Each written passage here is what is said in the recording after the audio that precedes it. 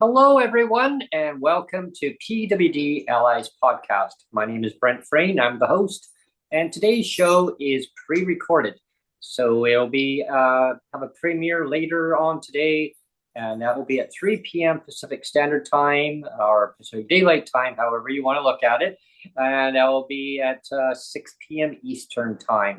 So just join in then, and that you'll be interacting with the pre-recorded video segment from today's podcast. And if you're tuning in, listening to the podcast, check it out wherever you find it best suited for you. There's lots of options to choose from. Today is the Rant and Rave session, part one. Stay tuned to part two. Just watch the feed on your YouTube channel where because I really encourage people to subscribe, like, and share the content. If you like the content, definitely please reach out and contact Neil or myself if you also want to come onto the show and talk about lived experience. Today is definitely about lived experience. There's lots to pile in on today's show, and so we're gonna get started on Rant and Rave part one. And today I'm going to be ranting and raving on the BC election. It's October 19th. So I really encourage people to get out and vote. Vote for who you feel is best suited to represent your concerns and what you want to see changed in the province. There's we got the leader for the NDP, BC NDP, David Eby. We've got the leader for the Green Party, BC Green Party, Sonia Furstenau. And we got the leader for the BC Conservative Party, John Rustad. Now, piling into, I'm going to really just pile right in here. Looking at their platforms as an overview, BC NDP, we'll start with them. What platform? What platform exactly? I'm platform for people with disabilities is like what I'm looking through their It's platform. like a big fat zero almost. Yeah, like I'm looking at it and there was nowhere to find it at first. I had to go all the way down to the bottom of the page. It's almost like a footnote, isn't it? It was actually very inaccessible. Like really to Yeah. try and find what I'm looking for. It's like an afterthought footnote. Yeah. Yeah, and Yeah. there was definitely a part where it stood out about Handy Dart. Okay, I mean, great for people that need to use Handy Dart, but that's not for income. Like, I mean, income support to help people to get out of legislated poverty. There was nothing in their platform that actually says they're going to lift people out of legislated poverty. There was a part, and I'll do a screen, show it to our viewers on the screen in just a moment after I finish mentioning this. But so there was Handy Dart. And then there was another one about community living, basically for people living in the community living sector of Community the living BC. Yeah. yeah. And so they're going to be helping the individuals living in that sector of the housing. Now, majority of PWD, they probably look at that and go, okay, great, that's great for them. Well, what about the majority of PWD that live in market housing right now? I mean, high market rents. I mean, cost of living's high. We all don't live in BC housing umbrella of housing. I mean, a small, tiny portion. And I know, Neil, we've dived into this many times, and we've talked about a small percentage, maybe 8% or 10%. Somewhere around there, like that number is dwindling between down. 10 and 12, maybe. Yeah, that number is going down and down more and more because the waiting list is so long. I heard there's like a 20-year waiting list. I mean, to get in. Crazy. I mean, wow.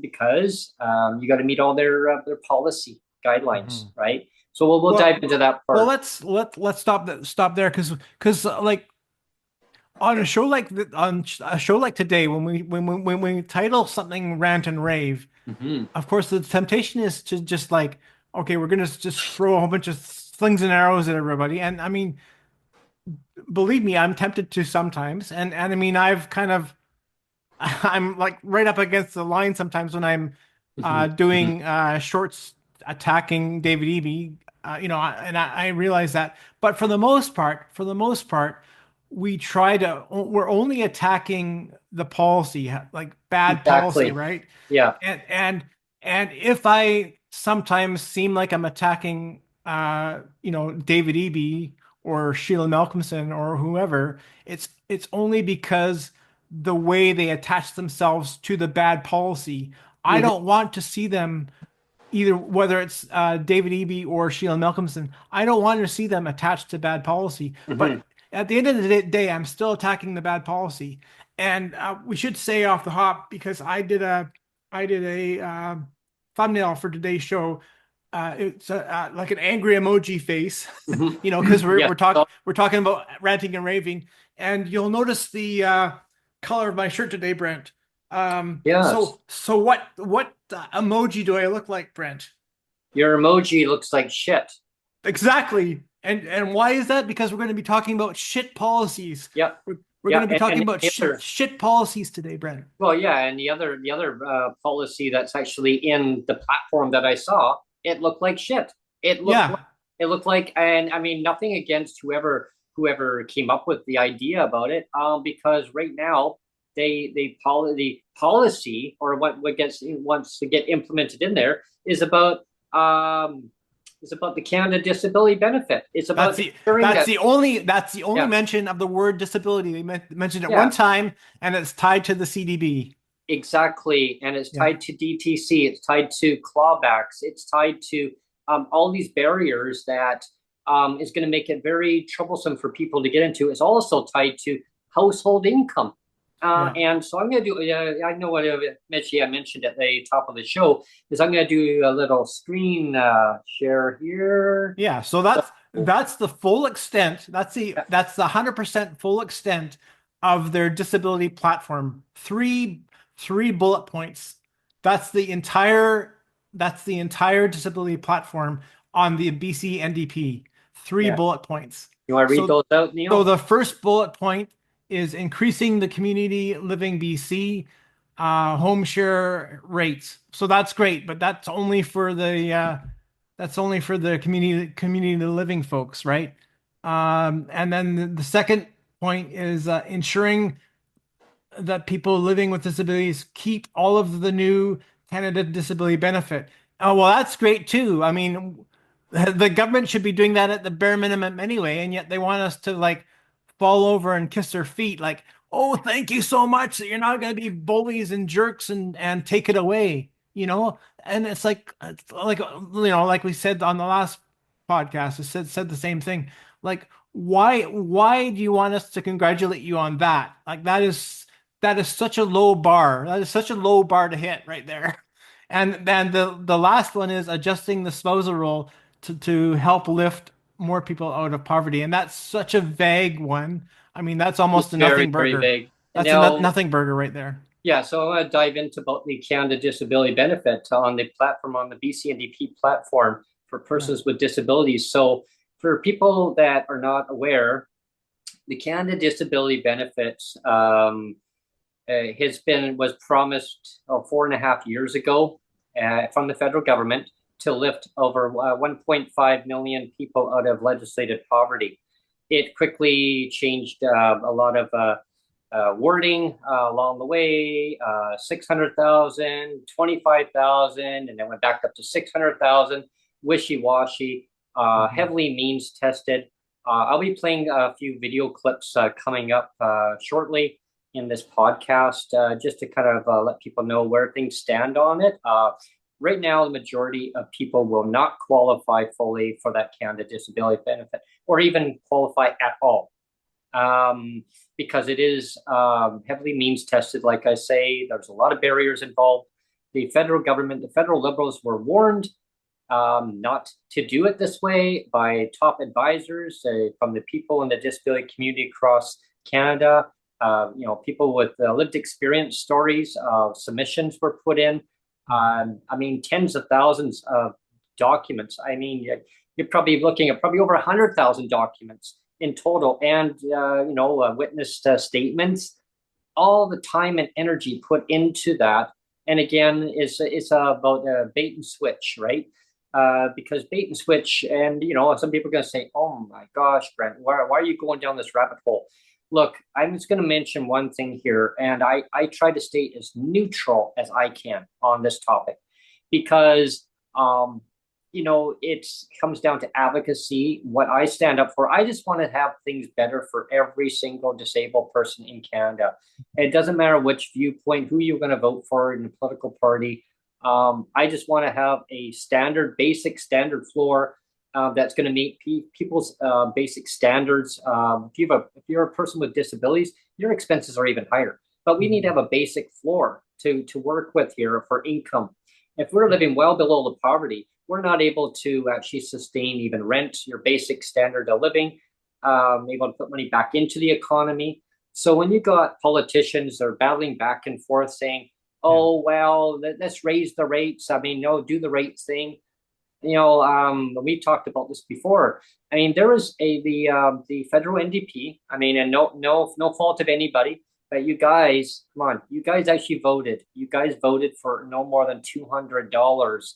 And now, I mean, there's mudslings and arrows getting thrown at you, right? I mean, we had one of the MPs coming on to the show, and thank you. Like, I really appreciate you coming on. She defended herself really well. She defended herself really well. She defended herself really well. And she did. I thought it was, she explained it really well. Like why the NDP did what they did. Yeah. Like she actually did explain it really well. She explained it extremely well.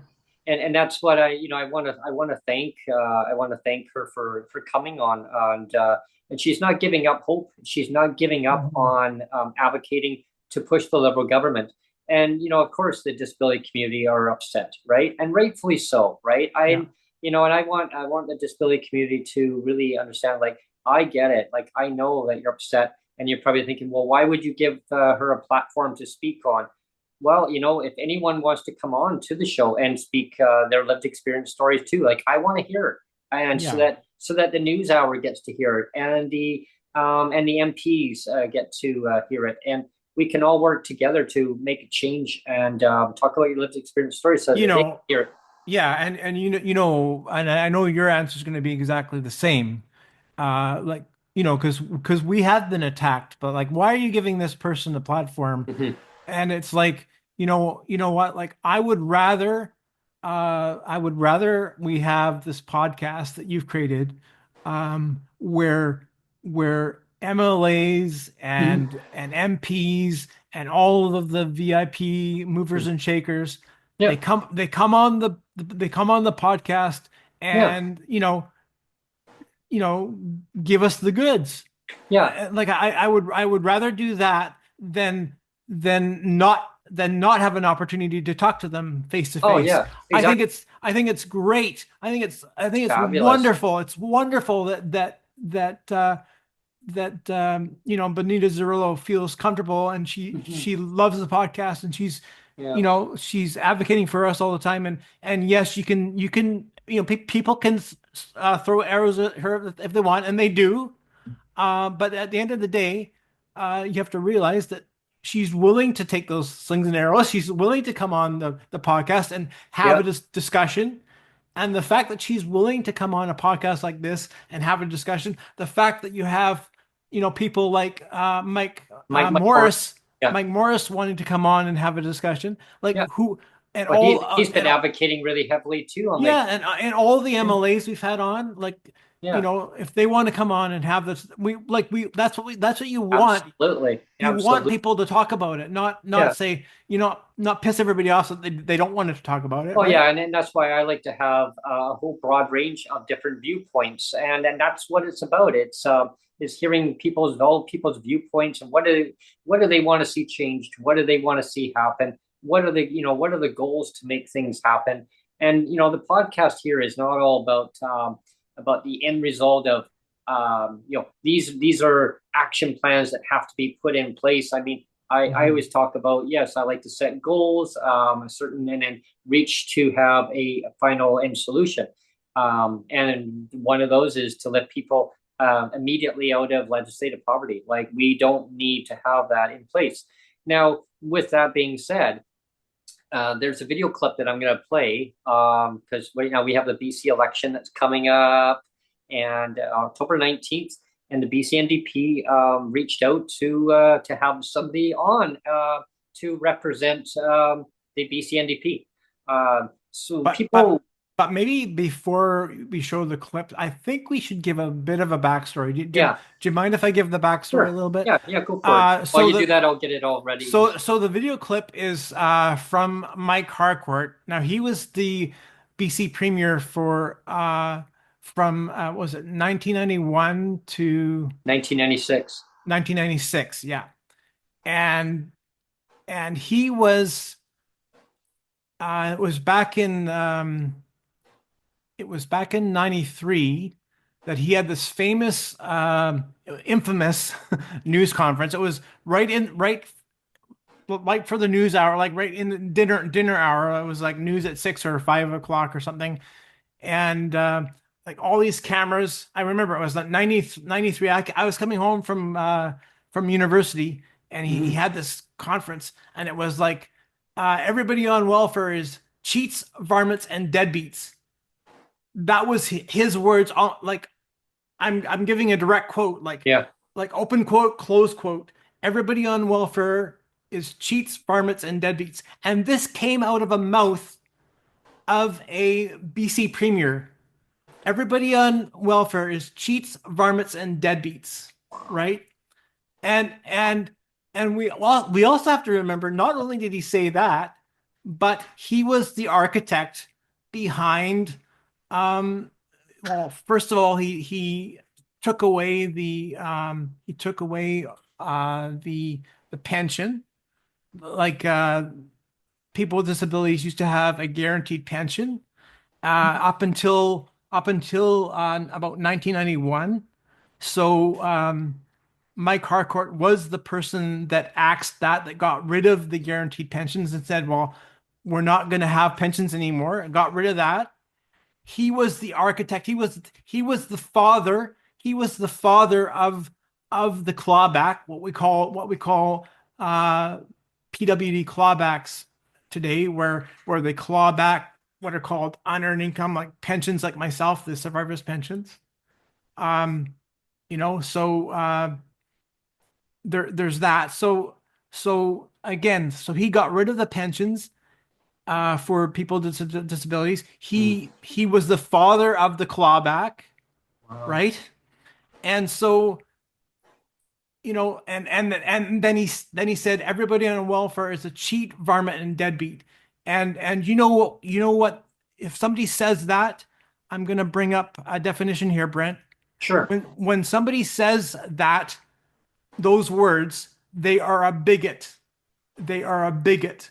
And anybody that doesn't know what the definition of a bigot is, I'm gonna explain what the definition Mhm. is, and I'll prove to you that that definition fits Mike Harcourt to a T, to an absolute T. Okay, so the first definition I have is just a generic, pretty generic Google definition that came up. The first definition that came up just by Google was this. Okay, so a bigot is a person who is unreasonably attached to a belief or opinion, especially one who is prejudiced against an or antagonistic towards a person or people on the basis of their membership of a particular group.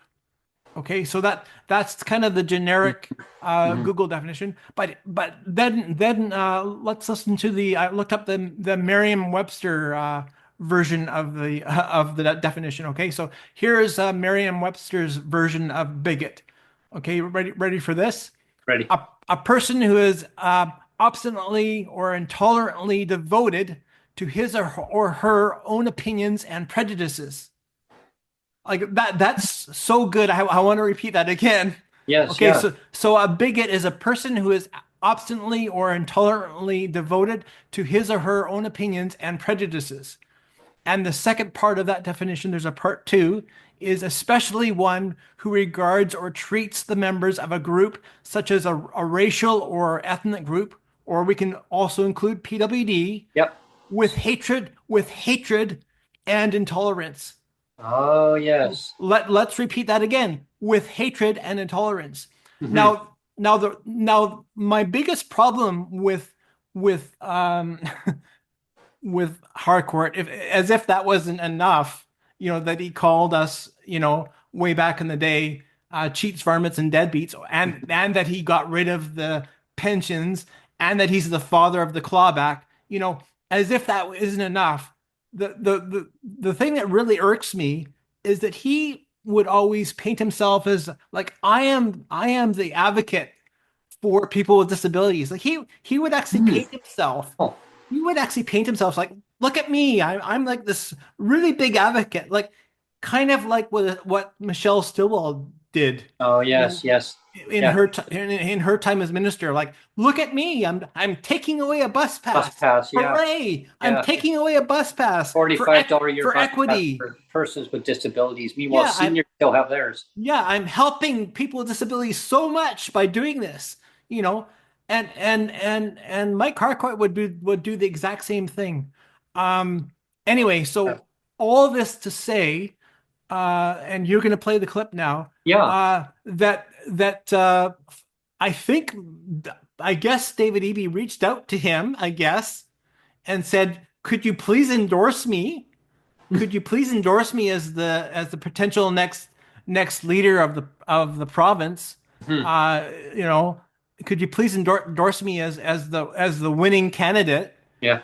And so then you have this Mike Harcourt, the biggest bigot, literally the biggest bigot in the history of BC politics, like bar none, right? I just read the definitions. Yeah, yeah, exactly. So he's the biggest bigot in the history of BC politics, and somehow David Eby wants to hitch his wagon to Mike Harcourt. And why is that? I have no idea. Why would you do that? Yeah. Why would you? It's a kiss Because of death. It's a yeah, like I mean, and not now, like people with disabilities used to have a pension, like you mentioned, and now they're heavily means tested. yeah. I mean, wow, it's like talking. That's why we talk about pink unicorns because magically it changes. It And just like I said, poof. he's the father of the clawback too. It all started with him. It was Right. like let's get rid of the pensions. Let's start with the clawbacks. Mhm. And like I said, David Eby is wanting to hitch his ride to this bigot. Like, does David Eby want to be known as a bigot too? Be a bigot. Be a bigot. Wouldn't you like to be a bigot too? Be a bigot. That, I mean, Mhm. really, Mhm. does David Eby really want to hitch his post to Hopefully not. Mike Harcourt, the biggest bigot in BC politics history? Mhm. Anyway, go Yeah, ahead and, I'll now play that the I've given clip. you all this Yeah, I'll ammo, play the clip for play everyone to play see. the clip. Okay, here we go. Okay, here we go. Here we try to get British Columbia want to see big necessary changes. Dave Evy's the man to do that right now. He's the person that has the capacity to handle the housing crisis, the access to medical services, and increase a lot of people's incomes, and deal with the fentanyl and the drug crisis. So he's taken on the tough issues, and he's got the intelligence and the thoughtfulness to see the right solutions and the courage to carry them out. I don't think that John Rustad can even come close to matching what changes Dave Eby and the NDP want to bring in. John Rustad and his conservative group would take us backwards instead of forwards like Dave Eby and his team. Good afternoon, yeah. Welcome to your. And again, like, why would David Eby like ask Mike Harcourt for an endorsement? Like, why would you go out of your way to say, I'm going to get a bigoted person to endorse me? I mean, that's just Mhm. bananas. It's just bananas to me. Like, like, does he really? It's almost like David Eby is like purposely trying to lose the election. Mhm. It almost seems like it, right? Like, let's pick the biggest bigot in the history of BC politics Mhm. and get him to endorse me. That's the winning formula right there. You know? I kind of wonder, what was the reasoning behind, behind. I mean, they're bringing up like an old premier that definitely did not like people with disabilities. It was pretty shown that how that continued from that point on, and then it went through even after that when Gordon Campbell. Oh, geez, okay, the Gordon Campbell era where when he got in 2000 and in 2001. And basically it was just kind of fast forward through that time. He started doing a clean sweep of people with disabilities again, right? Of course, if it was a pension, no, we would have been protected. But exactly. Because we weren't protected under a pension. And I guess that kind of leads into a guaranteed income supplement. How seniors have it. Like they have. And sorry, Brent, I just wanted to pause right there because I wanted to go back to my shirt again. Yeah. My shit shirt, my shit colored shirt. And policies, and you're right. You're right that you're very right to say that Gordon Campbell did some very bad things for people with disabilities as well. Like he did the whole like reassessment thing, which actually like some people died, they committed suicide because of it, right? They did. So he had blood on his hands literally for that. The idea that you're not going to trust the medical opinion of doctors, you're not gonna trust the medical opinion of doctors and say, well, please have everybody reassessed because I can't, it's not proper for me as a premier to trust the authority of medical doctors, and it's just so bizarre. So you're right that he did that, but I mean, again, like Mike Harcourt, it was kind of next level in that he was kind of the first one, he started everything, and we talk about copy and paste all the time. And it's like, when Mike Harcourt said, let's get rid of the disability pension and let's come up with this PWD clawback. Like I said, he was the one that did both of those things. I can just see it in the legislature, probably everybody going, wow, this is this great, like Mike Harcourt, what a wonderful piece of shit that you've made. What a wonderful piece of shit that it's this Polish piece of shit that you've made. And ever since that was 1993, 94, that all of this, well, maybe it's like, I think it was as far back as 91, because that's when the pensions ended too. The disability pensions ended in like 91. Just after he got in, So you can just see like everybody else going, wow, what, isn't this great? Mike Harcourt, what a wonderful piece of shit.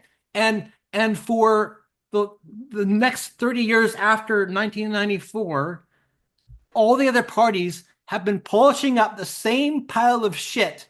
Ontario did the same thing. They've been polishing up the same pile of shit and going, isn't this wonderful piece of shit? Let's add to this piece of shit pile. I'm not sure if BC did it first or Ontario did it first. That'd be interesting to dig into that. I don't changed the disability pensions into pink unicorns. But definitely, when it comes to BC, Mike Harcourt is the father of everything shit. He was the one that invented all of this shit, and that's why he deserves the title as the biggest bigot in the history of BC politics. By far, bar none, he is the biggest bigot in the history of BC politics. And the idea that David Eby wants to hitch his ride to this, ghost of Christmas past, and thinking that he's going to win the election by hitching on to this ghost of Christmas past.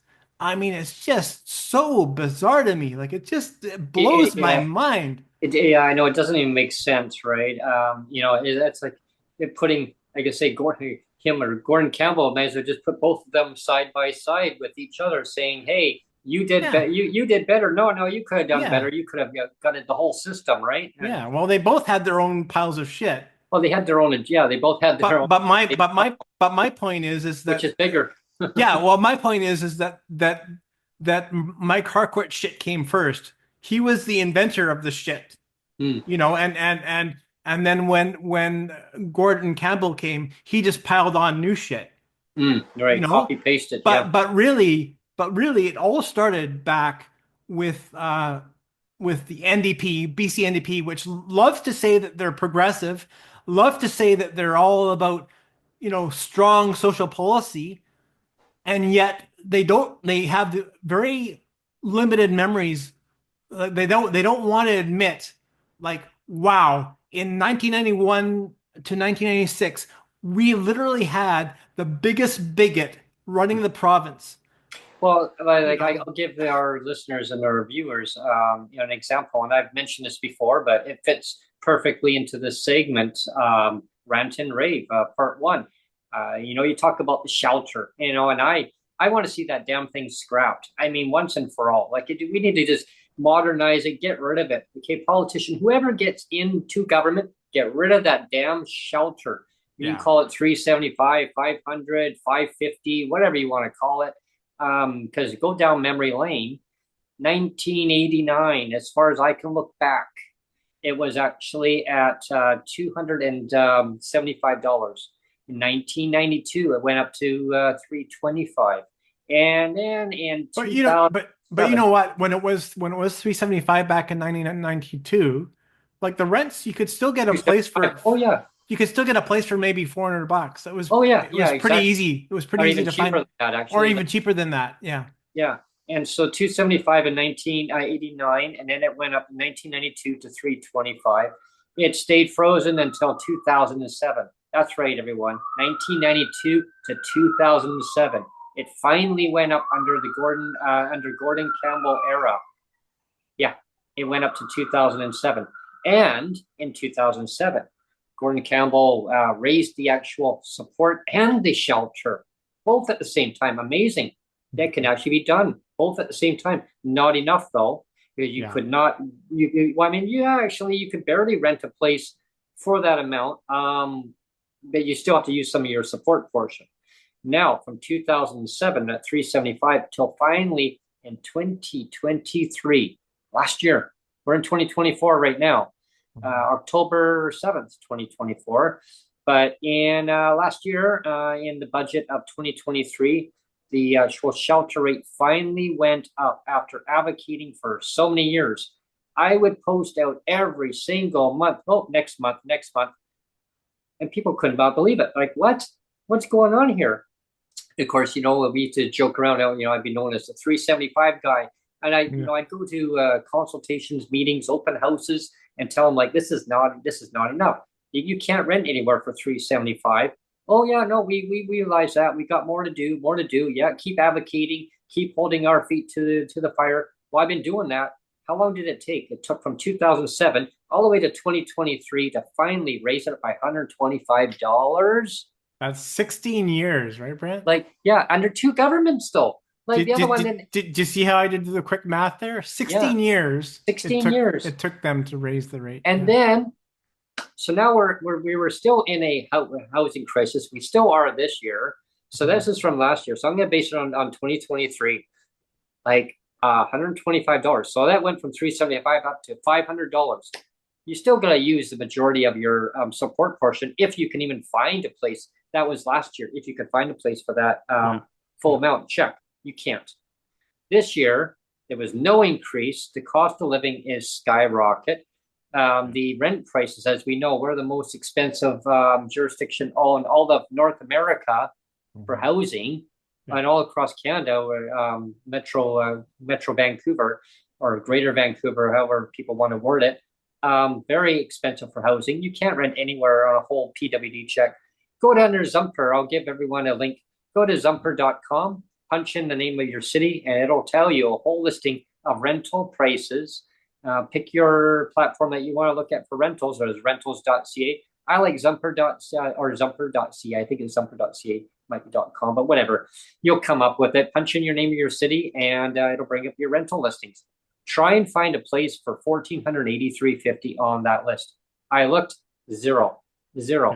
Yeah. Then the government wonders why there's more homeless people in tents, people in PWD in tents. Why? Because legislative poverty. You can't rent anywhere for that price. So here's a solution. And not only that, Brent. Sorry again. Yeah. I don't want to derail your thought, but I was just thinking, like, you posted a little while ago about 7-Elevens closing left, right, and center I too, did, yes. and that is all connected. Like, Yeah, shop totally. owners and business owners of 7-Eleven and other stores, they're closing up because they don't want to deal with crime anymore. Like the crime is just through the roof. $400 per day in Yeah. lost in So lost and these are shop owners that are hiring extra like security guards, and they're investing in like all of these like video camera stuff. And even with all the extra video cameras and all the extra staff for Mhm. security, they're still getting stolen from. Well, and the same people keep coming back the same day. They'll go on, they'll keep Yeah, come back the next day. and so now you were saying you've lost like three 7-Elevens Oh yeah. in the Victoria area. Yeah, a Subway restaurant in the area, same thing. Just recently, apparently a printing shop has now just announced they're closing too. Yeah. Yeah. So what do we got here? People could say, "Wow, it's crime." Yeah, it's also the price of the rent goes up too, because now property taxes. It's all intertwined It with is. poverty. Like poverty, it's not just a one size fits all. It's there's a lot of components built into this, and And so yeah. yeah, and let's remind people that again we talked about Sonia Furstenow's platform on the last podcast quite a bit. So Mhm. we almost don't need to talk about her platform because we already said that her platform, the BC Green platform, is very well detailed. Mhm. It mentions the word poverty. It Mhm. mentions the word disability more than once on both of those. Poverty and disability are mentioned more than once. If you look at the BC NDP policy Yeah, yeah. or a We should earlier. sorry, uh, disability is mentioned once in connection with the CDB, and they don't mention poverty at all. And just before you maybe want to play the clip with Yeah. Benita, let's talk about the BC Conservative platform. Yeah. So everyone is wondering, well, where is the BC Conservative platform? They haven't released it yet. They And they today, haven't they haven't even no, released it no, yet. no, they haven't. And I was listening to a local radio station this morning, and the conversation came up saying, where's the BC Conservative Party platform? Well, they haven't come out with it yet. They said in days. And They didn't say how many days, but how far away are we from the election, Brent? well, today's the 7th of October and the election's on the 19th, but they said in the coming days. So in I the always coming like that days, magic word, the coming days. Yeah, so it's 12 days to the election, yeah, and so in the a coming days, so platform. maybe minus maybe 2 or 3 days again, because they said in the coming days. Oh, So and I actually heard through the grapevine that apparently in the BC Conservative platform, when they do come out with it, there's not going to be no increase to PWD yeah, rates, and also they're not going to decrease it, but they're not going to increase right, it. right. Wow. Well, So people, they might release their platform 10 days before the actual election. I mean, mhm. isn't that great? So they don't even have a platform, a public release platform now. You know, Yeah, like that's that terrible. that looks bad. I mean, It's not a good look. as bad as the BCNDP platform is, that it only mentions disability one time. I mean, to not even release any platform at all, That's not a good look. and Definitely. and the idea that the BC conservatives are tied with Mm. the BC NDP just goes to show you how weird and desperate everything is. You know that It definitely is going to that be a very interesting. that you can be tied for the lead without even releasing any platform. You know, It goes to show, how much that the BC Conservatives really care for people with disabilities. I mean, we're residents, we're citizens. I mean, it's no fault of our own that we're disabled. I mean, if they weren't a politician, they could, they can still get disabilities, but they're just protected financially by their pensions. If they didn't have it, I mean, they're just going to be just like you and I. I mean, it can happen just like that. I mean, I saw a car accident just recently down where I live, and a person literally not even a foot and a half away almost got taken right out. Imagine their whole life would have been changed. Unfortunately, the person that was in the accident is now injured very badly, and so it changed their way of life. Now they're disabled. I don't know if they're going to go on income assistance or disability. I don't know. It could be long-term disability. Either way, again, things can happen in a person's life just like that. No fault of their own. You can be born with a disability. You can have invisible disabilities. Folks, vote for whoever you want obviously in the election coming up. But if you have people in your life or family members, take into consideration of their well-being. Like, do you want the government to say there's more to do? There's more to do. There's always that carrot trick. There's more to do. It's kind of a delay tactic. That's all it really is, right? And I'm not saying telling people who to vote for, but really look at that and say who has your best interest overall. As a citizen, BC, if I had the opportunity right now to go to another province that actually respected people with disabilities, I mean, hell, I'd say, hey, Neil, a whole bunch of us, we'd all go. I'm sure. But you know what? This is where we live. So you need to take care of your citizens, your residents in your province. Stay on your pathway, everyone. The government, meaning government, whoever forms government, focus on your residents. Don't worry about the federal government so much. And that's what you're based upon. Well, the federal government's going to do this. 4.5 years later. Let's segue then to Benita's clip, and we're going to kind of basically end the show on that, and we will do a part two. Part two will be coming at some point, but let's end the podcast with Benita's clip. Sure. And then we'll wrap up with closing comments. So go ahead and play that. Sure. So I say 2 words, Mr. Speaker.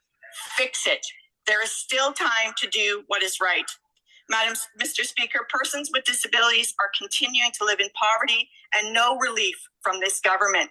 We have seen rents soar over the last year, pushing many Canadians out of the housing market and being unable to afford safe and adequate housing. For persons with disabilities, accessing housing that meets their needs is nearly impossible. Add discrimination on top of that, and more stories are coming out from across Canada about the reality of persons with disabilities having to live rough, living in the streets. We see it right here in Ottawa. And across Canada. What Benita has also said, which I'm going to pull up another little clip that'll kind of correspond with that.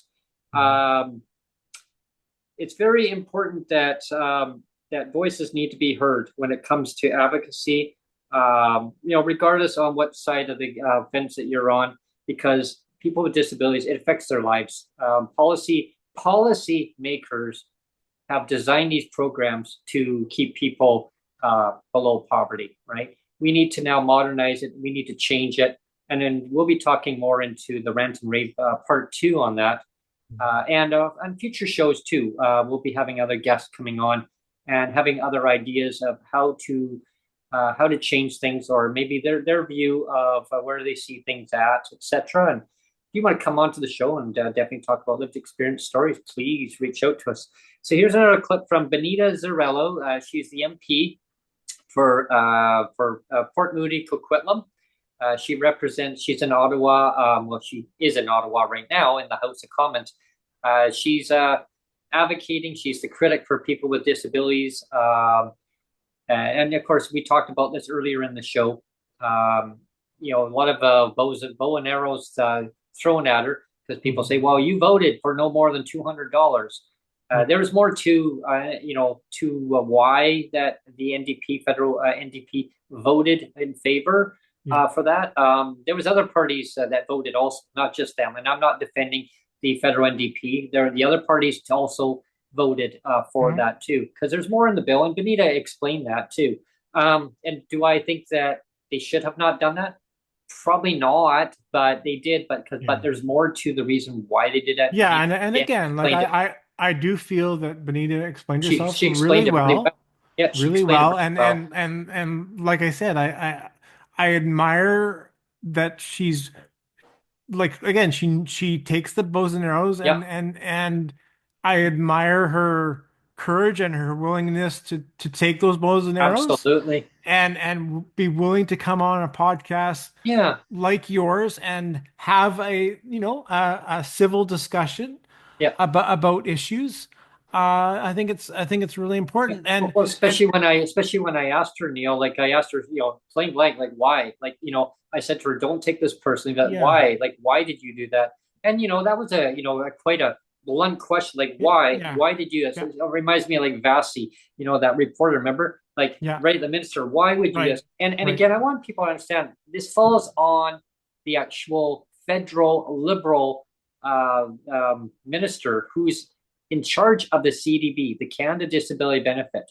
It was handed over to the current minister. I can never pronounce her name.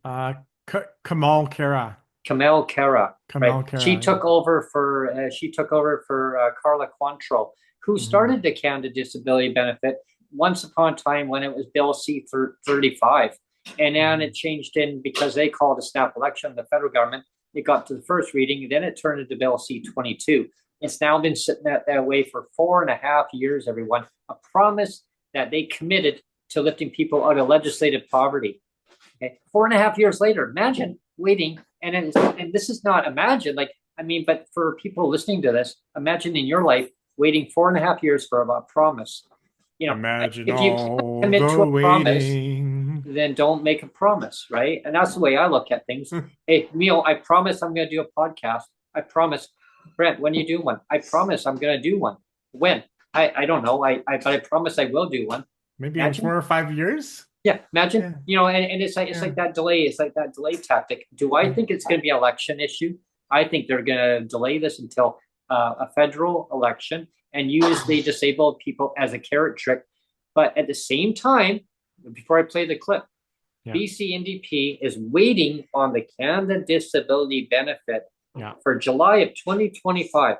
That is heavily means tested. It's got clawbacks in there. You've got the requirement to get a DTC in order to get it right now. That's one application. You got to do another application to get the Canada Disability Benefit. It's also set right now for household income. So if it's based on $23,000 household income. So if you got two PWD, you're not even going to have a heavy callback anyway. So Yeah. like Mike Morris explained that in one video, and that'll be on part 2 of our Rant and Rave. I'll be pulling up the video and I'll give you a lowdown, and that's a 10-minute clip. So I'll play that, and we'll get that set up for people to listen to that very powerful speech. I Yeah, really it encourage was very people good. It was very to good. listen carefully what Mike has to say on that. But with that being said, I'm going to play a little clip here before we end the today's podcast. And it's of Benita Zarella. Then we'll have our ending statements here. Okay. So here we go. Let's see if I can get this on the screen properly so everyone can see it.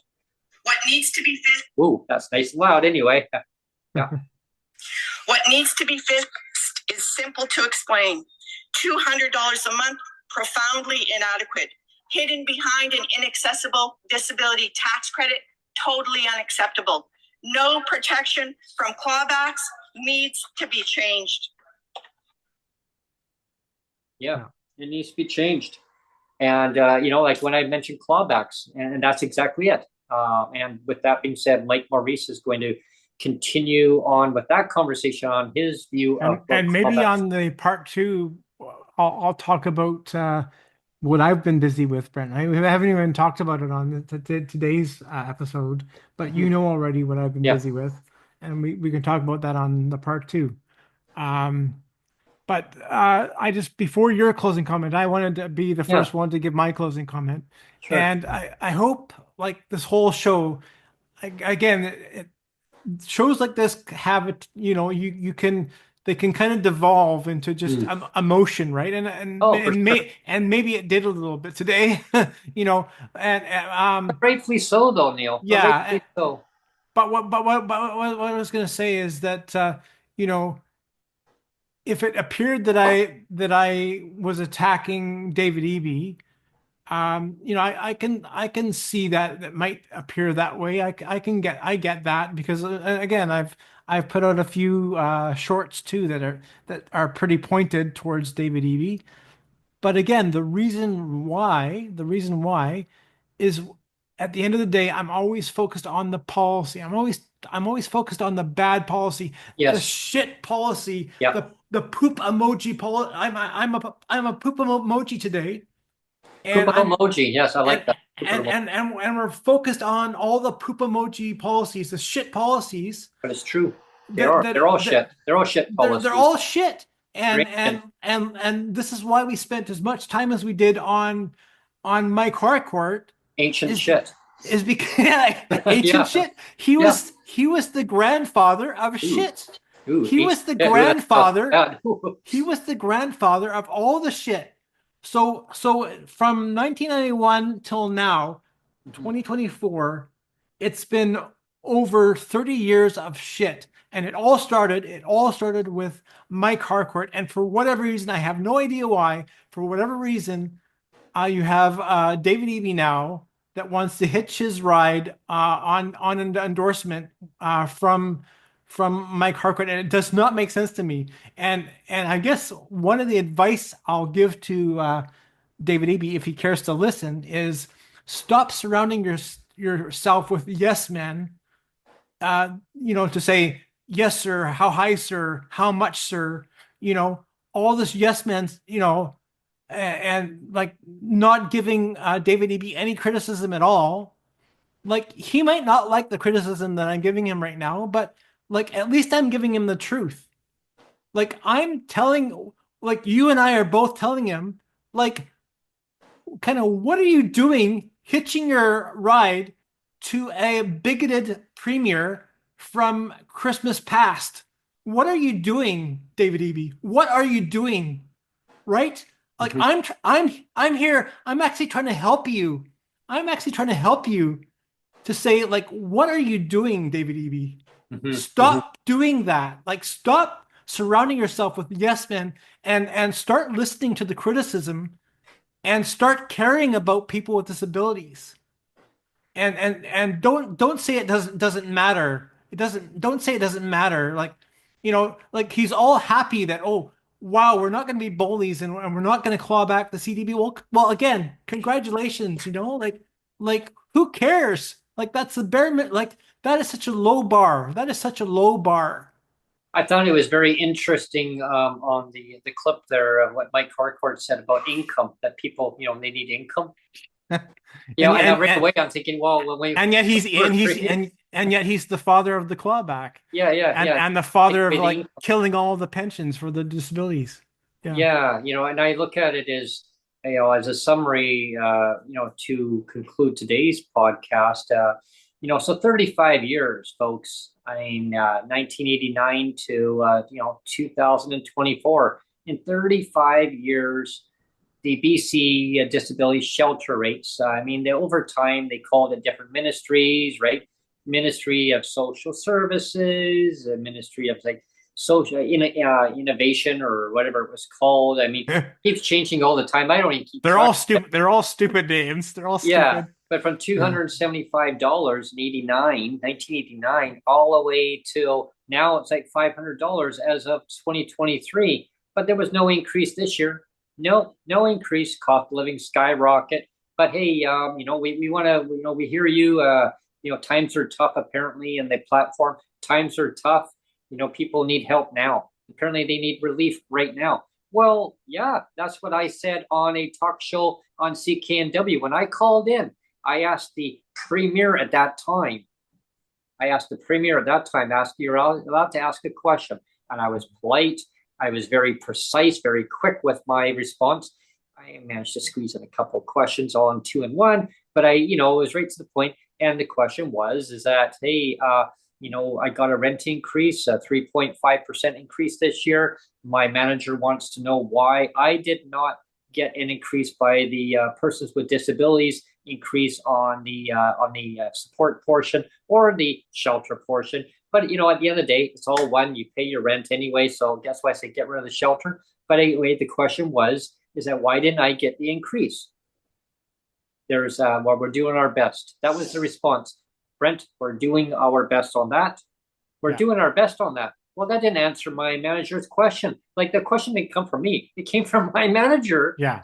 Because she's very concerned, saying, well, how are you guys going to pay for this rent increase? I go, we're going to take it out of our food money. So that means cut down to 2 meals a day, or you cut out your internet, cut down your service provider. I had to basically downgrade some of my ongoing expense per month. Cut down. And so cellular. David EB's response there to you was very dismissive, right? Well, And again, like, I'm sitting here, you're sitting here. I'm sitting here and you're sitting here, and I'm telling David Eby right now, if he's listening or anybody connected to him is listening, I'm actually trying to do you a favor, David Eby. Like, I'm asking you legitimately, like, what are you doing hitching your ride to a Ghost of Christmas Past, this Mike Harcourt, who is by far the biggest bigot in the history of BC politics. Like, what are you doing, David Eby? What are you doing? Like, it's almost like you deliberately want to lose the election. Stop listening to yes men and start listening to criticism from me and Brent, because we are trying to help you. We're not idiots. Like, you and I are not idiots, Brent. There's so many people. We're trying to help. We're trying to help you, Mr. EB. David. There's so many people in the community that they'd love to speak up. I've asked a couple of them in the community to come on to the podcast. They're scared because they don't feel that their voice is going to be heard. They're camera shy, and that's fine. They don't want to be have their face shown, or they want to come on the show. That's fine. We can accommodate that. You can still come on. Your voice can be heard. We can even muffle your voice if need be. There's technology. We can work with that, but you can get your voice out there. David, there's so many people that are hurting right now in BC. People with disabilities, right? I mean, age doesn't stop at 65 years old too. Just so you know, okay. So when people would have that disability designation, that means they are being medically assessed and designated by their family physician or their practitioner, whoever has designated them that way. There used to be a pension. Just to summarize it, though, there used to be a pension. Let's bring it back that way. Let's listen to what reality is in people's lives. Let's change things back so that seniors have a pension. People with disabilities should have a pension because it was a pension. It's like a bus pass. They had a bus pass. It got taken away. Yeah. The former premier would be, actually, before he became premier, I remember in the legislature, I used to go there all the time. I used to be like saying, about the bus pass. And he carried on. You guys carried on all the time. Get back the bus pass. Get back the bus pass. Seniors have it. Yeah. And I went to rallies. Yeah, and they guess what? We still don't part of their platform was to remove the clawbacks too, and they didn't do it. So they had the opportunity to get rid of a pile of shit. Like we're talking about shit today, right? They had an opportunity. John Horgan and company had an opportunity to get rid of a big pile of shit. He had an opportunity to get rid of a big pile of shit, and he said, well, no, I think this pile of shit is fine. We're just going to keep this pile of shit because it's always worked. Like, this pile of shit has been around for 30, 35 years, and it's always worked. So we're just going to keep that pile of shit there. Yeah, but recently, like, was it last year in 2023? Well, let's go through the regulations. Let's start monkeying around with all these regulations. Bill 7. Well, let's start tweaking it. Oh, look what we did. You know what? You and I probably could have designed the regulations better. Yeah. Well, 100%. 100% I could have. I could have completely redid the whole thing all at once, not just tweak it here and there. Yeah. Because it's not solving anything, right? It's keeping people in, let's say, poverty. And that's going to be on part 2. We're going to dive into a continuation of where we left off. But I guess my ending statement is we'll be doing a part 2 before the next election, before the BC election comes up. So stay tuned and watch the channel for part 2 of Rant and Rave. I hope you enjoyed today's segment. And again, it's all based on policies on who the leader is of the party who wants to change these archaic, pukey, archaic. I know. Shit. Archaic. Yeah, they're policies. Poop emoji policies, right? Yeah, exactly. And I mean, I went to so many town hall meetings. I went to so many consultations, and they asked about lived experience stories. We went to like so many different. There was one that the minister had on too. The minister had one on saying, what do you want to see changed? And but it was so moderated. It was so moderated. You couldn't even communicate with the actual minister. You actually had to say what you want to see done, and they put you into a separate Zoom room. Yeah, it's like a blank room, nobody in there. It's like, hello, anyone hear me? But yeah, padded room. Yeah. But you know what, we can we're gonna work on these things too. But I guess but you know, it comes down to lived experience stories. And the minister says, well, but the only thing that she heard really coming out with what people wanted was a job. They just wanted a job. That was the best thing that was suited. Is a job going to salute as a solution to people's needs? No, lift them out of legislative poverty by raising the rates. If they can do that, great. If they can't, they need to have that base platform in place. A job's not always the solution. Like Tom, Laughing Tom, I always call him Laughing Tom, but he's the basic income guy. He talks about these things too. I mean, the endless possibilities of a person had the revenue in place. If they were able to be an entrepreneur, or they had they could go and work somewhere, great. If you can't, like, you have to have that basic income in place. Is that where we're going to be going eventually, folks, down the road? I don't know. Maybe. But in the meantime, get people up to above the poverty level. Bring back pensions. And the clawbacks. That were both started by the wonderful Mike Harcourt.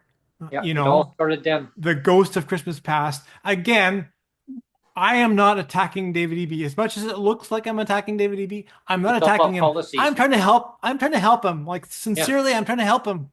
Like, listen to me. Listen to Brent. We are trying to help you.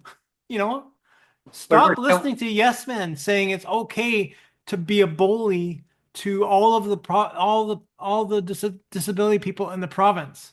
David, we're telling you that these policies that were written archaically decades ago, and then when I gave an example going back to 89, David, 89 at $275 a shelter.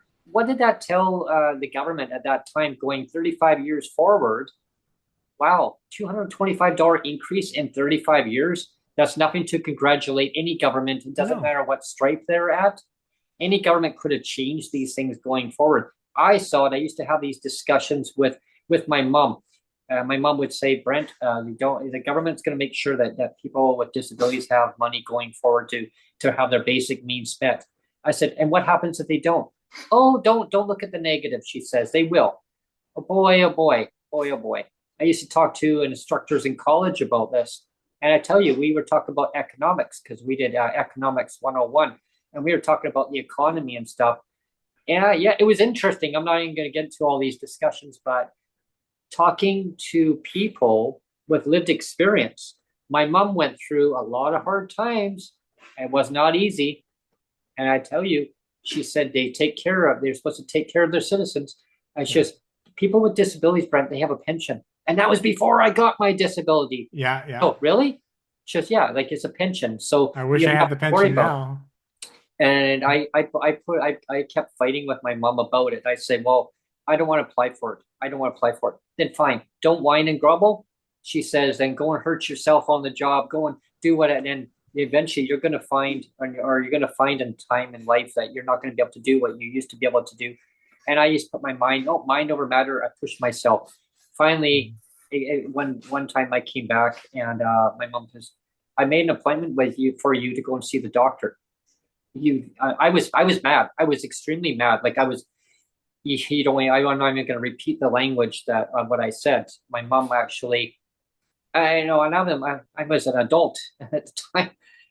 My mom, she said, she got her hand like this, and I went, oh, like I look at her, and I knew when she put her hand up, she was so mad, and I'm like, what are you gonna do?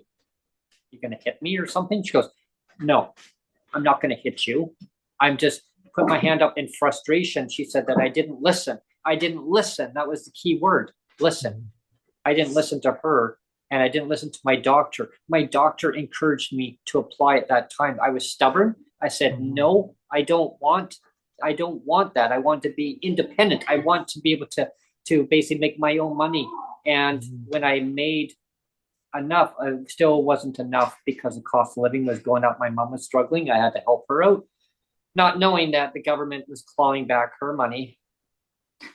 I didn't even know that that disability pensions were a thing until they were gone. I didn't either. Until I couldn't apply for it anymore. I didn't know either until my doctor one time told me, and I had gone in because I had a really bad allergy season at the time, and he'd gone in and says, have you considered about applying for disability pension, Brent?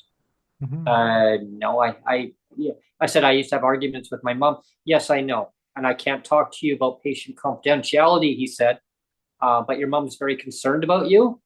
Very concerned, and I'm concerned with you as your practitioner. You're having some issues in life that you just have to face and work with the best way you can. And I know what your weaknesses. I know what your strengths are. I know what your weaknesses. I probably know you better than you know yourself. I go, I could differ with you on that. Actually, you know what? He says, actually, I wanted to see where you're at with that, with your way you're thinking. And he goes, yes, you know yourself better than I know you. And I go, right. I said, that is true. And he goes, but you need to look at applying for it. So I put it off. I put it off, Neil, until the time that unfortunately Mr. Harcourt decided to take it away. And when I was ready to apply for it, and I thought that the pension was still there. I didn't know it was gone. I applied and I was told not pension. And then the worker at the time said, Oof. yeah. She said they were here. But unfortunately, the government decided to take it away. I go, why? Brent, I just work here. I don't ask questions. That was their decision. That doesn't make any logical sense to me, I said. And my mom says, Brent, don't be disrespectful. I go, well, the guy must be an idiot. I said, to take away pensions. Did they take away your pension, Mom? Well, no, I'm a senior. And the worker said, Brent, they don't take away seniors' pensions. It's about being respectful. They won't take away your mom's pension. They only take away pensions for the people with disabilities. I said, that's what I said. So what? You're disabled? They take away pensions because you're disabled? Yeah. So anyway, that ends today's segment, everyone. Thank you so much. I hope that nobody's taking this session as a bashing of the former premier of BC, the leader of the NDP. It's all about policies, like Neil mentioned too. This is all about letting everyone know that policies affect people's lives, and who the leader is, who has that control of changing the policy and directing their ministers, whatever ministry it is, to change direction and go through their agenda. They all get an agenda when they're a minister of tackling what it is, the tasks that they need to do while they're the minister. And one of those tasks is to end legislative poverty, right? And if it isn't, it needs to be in there, effective immediately. So when whoever minister it is, needs to be put in there. So if it's the Green Party, it's BC NDP, it's the BC Conservatives. Again, BC Green Party, it's on your first note. You're the only one. Leader. You get the gold. You get the gold star. You get the gold star because you're the only leader who is saying that they're going to raise the rates up to minimum $2,400 a month from what they are right now. She wants to lift people out of legislative poverty. David, do you wonder if you could do that? Hey, John, could you do that? John Rustad. Oh, wait a minute. You don't even have a platform out yet. But I know that you don't want to do that because you haven't mentioned anything in your talking speeches going around the province about legislative poverty. You're probably hearing about cost of living. Yes, I think we can all agree cost of living is high. What about people with disabilities, John Rustad? Are you going to eliminate? You're going to copy Sonia Firstnell's platform, left people out of legislative poverty? How about you, David Eby? Are you going to do that? Yeah. Here's a challenge. I want to see if you guys are going to do that. Make it happen. Come on, let's do it. Come on. Because otherwise, it really is not a good look. It's not a good look, and I want people to when this airs, like I said, it'll air probably around 3 o'clock today with live chat, and I want to see people leave their poop emojis. Yeah, their poop emojis. Shit, their shit emojis, like the shirt. I want people to and so that David Eby knows and Sheila Malcolmson knows and the other leaders know. Like we said, I think Sonia Firstnell already knows because her platform is very clear. Very straightforward. But John Rustad and David Eby, they're both lost because they're not. Like one leader, John Rustad, doesn't even have a. He doesn't even have a platform. Doesn't even have a platform. It just boggles my mind that the platform. And Eby only mentioned disability one time. So yeah. And they're waiting on the Canada Disability Benefit, which is completely inaccessible. Yeah. So like, why wait on that where they know that the chance that that's even going to get fixed? And what happens if it doesn't get fixed? So we have to keep on waiting. Yeah, there's more to do. No. Yeah. So you can amend your platform, right? You can add that in there, David. I'm sure your people, whoever's working on that, maybe, or actually, here's a thought before we end the show. Maybe they forgot, Neil. Do you think maybe they forgot to put in there about raising the rates? No, I always tell you it's accidentally on purpose, right? Accidentally on purpose. Everything is always accidentally on purpose. Yeah. But here's a chance to amend it, though. Here's a chance to fix it. Yeah. You're going to gain a lot of voters if you actually fix up your platform, David. I'm sure. Fix your piles of shit. Change the policy. This is my shirt. Policy. Fix your piles of shit. Yeah. Thank you, everyone, for tuning in today. Stay tuned to Rant Rave Part 2 coming up very soon. And I promise it will be before the next BC election on October 19th. Definitely, it will be coming up very soon. It'll actually, most likely, it'll be next week when Part 2 will air. Okay. I've got some medical appointments to do this week, but definitely it'll be airing. We might actually even air it out. Maybe it could be broadcasted out on Saturday. Like it might get pushed out on a Saturday. Sure. If I can squeeze in some time later this week to do the podcast, and then it'll get aired out. If not, it'll be next week. We have a guest coming up very shortly before the next provincial election too. So maybe I'll get people's ears perked up. Ooh, who's that? I hope people like this one though. It's for the BC Green Party, and his name's Chris Markovich. He's going to be coming on to the podcast. I asked him to reach out to you, Neil. So he's going to email you, and going to get him arranged to come on. That's good. Yeah. And so it's either the podcast for Part 2 of Rant Rave will either be before him or it'll be after him. Okay. Yeah. And stay tuned. It's going to be a great bunch of shows coming up, and cast your vote. Vote very carefully on who you feel is going to be best selected for you as a voter in BC. And keep in mind, persons with disabilities will be affected with your voting results. And if you are a person with disabilities, be very candid on who you feel is going to be best suited to represent you as the leader in BC. Thank you very much, everyone, for tuning in, and have a great day.